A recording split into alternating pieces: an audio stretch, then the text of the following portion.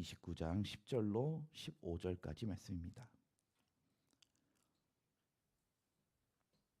네, 함께 합독하시겠습니다. 다윗이 온 회중 앞에서 여호와를 송축하여 이르되 우리 조상 이스라엘의 하나님 여호와여 주는 영원부터 영원까지 송축을 받으시옵소서. 여호와여 위대하심과 권능과 영광과 승리와 위엄이 다 주께 속하여 싸우니 천지에 있는 것이 다 주의 것이로소이다. 여호와여 주권도 주께 속하여 싸우니 주는 높으사 만물의 머리이심이니이다. 부와 귀가 주께로 말미암고 또 주는 만물의 주제가 되사 손에 권세와 능력이 있사오니 모든 사람을 크게 하심과 강하게 하심이 주의 손에 있나이다. 우리 하나님이여 이제 우리가 주께 감사하오며 주의 영화로운 이름을 찬양하나이다. 나와 내 백성이 무엇이기에 이처럼 즐거운 마음으로 드릴 힘이 있었나이까. 모든 것이 주께로 말미암아 싸우니 우리가 주의 손에서 받은 것으로 주께 드렸을 뿐이니이다. 우리는 우리 조상들과 같이 주님 앞에서 이방 나그네와 거류민들이라. 세상에 있는 날이 그림자 같아서 희망이 없나이다. 아멘. 오늘 말씀의 제목은 인생이 그림자 같아서 희망이 없습니다 라는 말씀의 제목입니다. 오늘 본문 살펴보신 이 본문의 말씀은 이 다윗의 말년, 이제 하나님 앞에 성전 건축 재료를 드리고 자기가 사유한 금, 은을 다 드리고 이 백성들이 다 함께 다윗과 같이 이렇게 하나님 앞에 다 헌물로 다 드리고 난 다음에 하나님을 송축하는 장면입니다. 송축. 하나님을 향한 이 송축이란 다른 말로 하면 찬송을 얘기하는 겁니다. 찬송. 그래서 하나님을 송축했다라고 하는 이 단어는 구약성경 여러 부분에 찬송으로 번역이 되어 있습니다. 그래서 하나님께 찬송을 드렸다라고 하는 것이 이 송축입니다. 그래서 이 부분은 다윗이 노래로 하나님 앞에 유언으로 이렇게 찬송, 하나님을 송축하는 부분을 기록을 하고 있습니다. 정확히 얘기하면 감사 찬송을 얘기합니다. 저희 10절 말씀 한번 읽어보실까요? 다윗이 온 회중 앞에서 여호와를 송축하여 이르되 우리 조상 이스라엘의 하나님 여호와여 주는 영원부터 영원까지 송축을 받으시옵소서. 아멘. 자, 이 말씀을 보면 송축 받으시옵소서 이렇게 얘기하고 있죠. 저 이어서 13절 읽어보시겠습니다. 우리 하나님이여 이제 우리가 주께 감사하오며 주의 영화로운 이름을 찬양하나이다. 아멘. 23절 말씀 보면은 감사하오며 찬양하나이다라고 얘기하고 있습니다. 그래서 다윗이 하나님 앞에 드린 이 송축이란 찬송인데 더 세세하게 얘기하면 감사 찬송을 이야기하는 것입니다.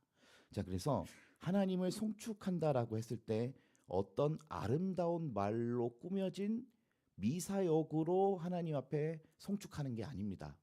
하나님을 향해서 송축을 할 때, 찬송을 할 때는 뭐가 있어야 되냐면은 감사가 있어야 되는 것입니다.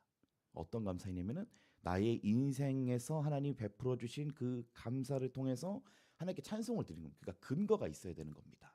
하나님이 내게 이런 복을 허락해 주셨습니다. 하나님이 내게 이렇게 내가 어려운 삶이었는데 하나님께서 내게 이런 축복과 이런 은혜들을 허락해 주셨습니다라고 하는 이 감사의 사실을 갖고 하나님 앞에 찬송을 드리는 겁니다. 그래서 미사역으로 하나님께 찬송을 하는 거 아닙니다.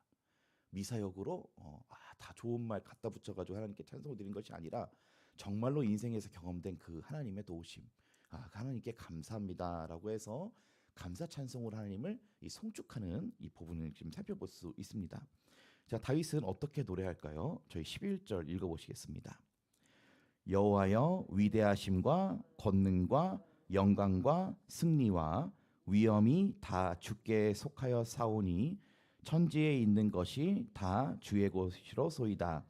여호와여 주권도 주께 속하여 사오니 주는 높으사 만물의 머리이심이니이다. 아멘. 하나님 어떤 분이시냐 이렇게 얘기하고 있습니다. 하나님 위대하심, 권능, 영광, 승리, 위엄, 천지 그리고 주권이 다 누구에게 속해 있다라고 고백을 하고 있습니까? 하나님께 속해 있습니다. 주께 속해 있습니다. 하나님께 속해 있습니다. 이렇게 고백을 하고 있습니다. 자, 그래서 이 말을 좀 한마디로 요약을 하자면 주권 곧 만물의 머리 되시는 분은 하나님이십니다라는 고백을 하고 있습니다. 그래서 이 모든 세상의 최고 주권자, 최고 통치자가 하나님이셨습니다라고 이렇게 고백을 하고 있다라는 것입니다. 이 말씀을 보면은 주권이라는 단어가 등장하고 있는데요. 이 주권은 마물라카라고 하는 히브리어인데 왕의 통치, 왕의 지배권을 얘기하는 겁니다.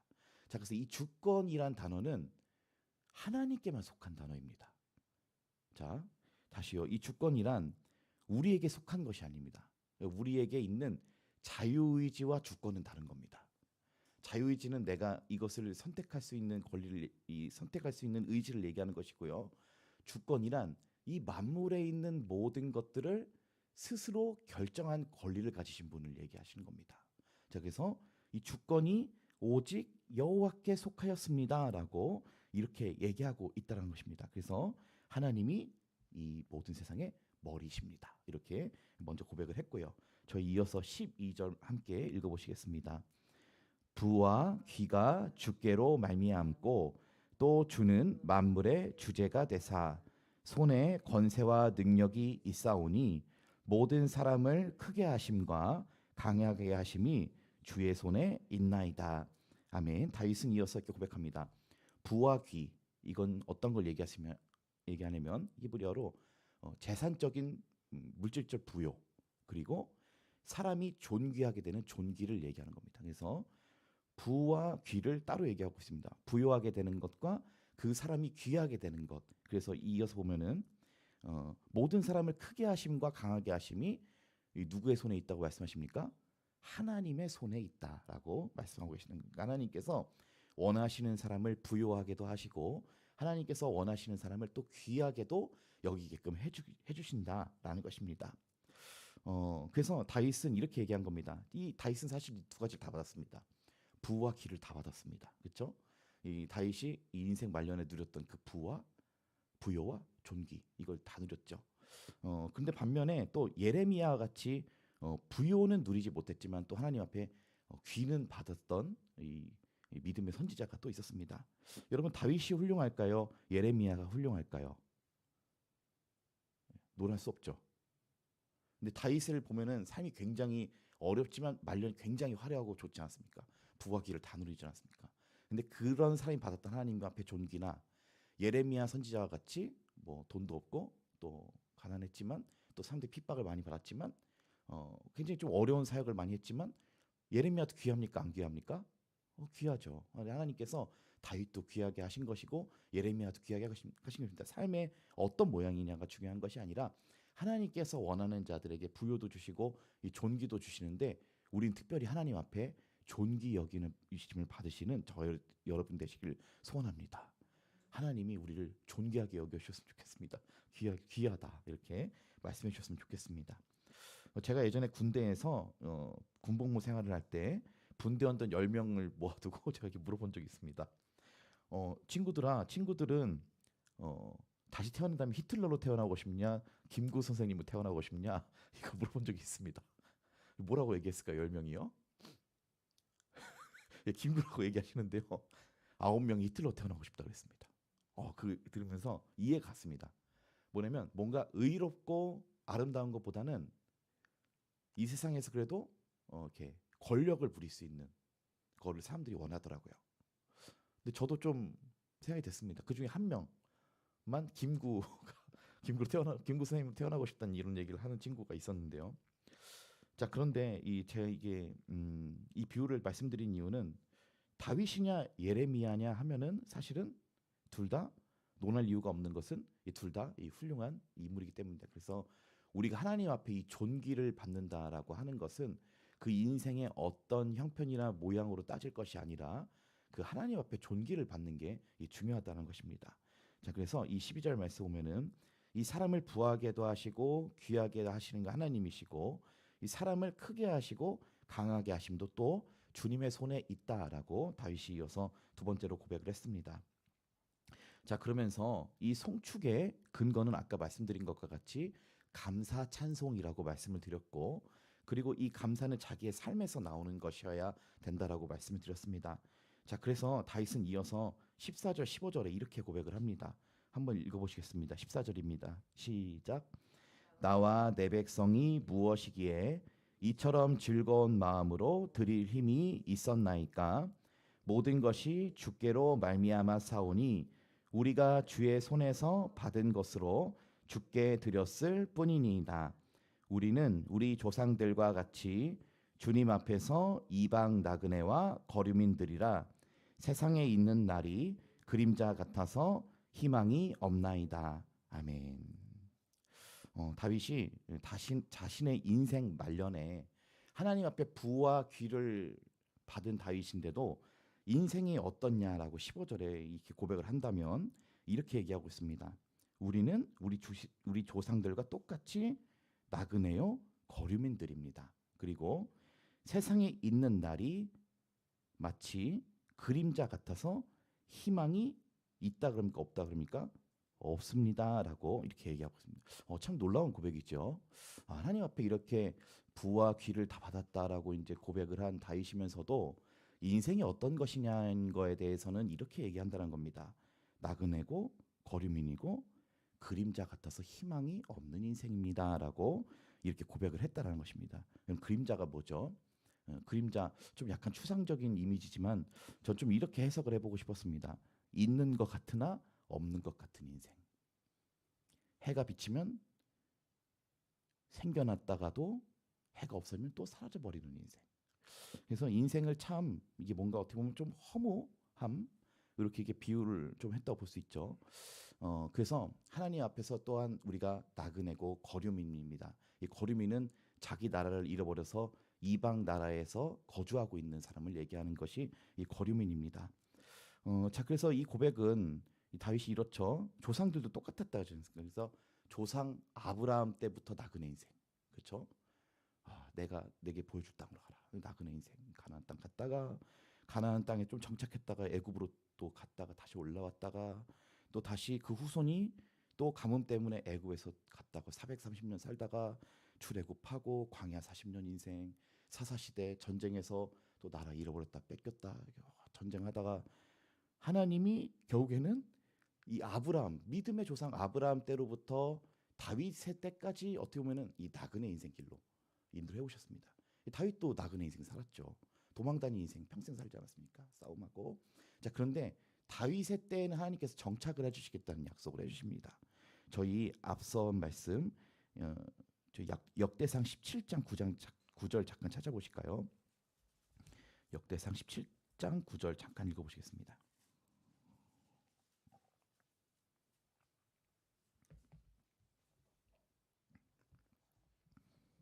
네, 하나님이 다윗의 때에는 정착하게 해주시겠다 그럽니다.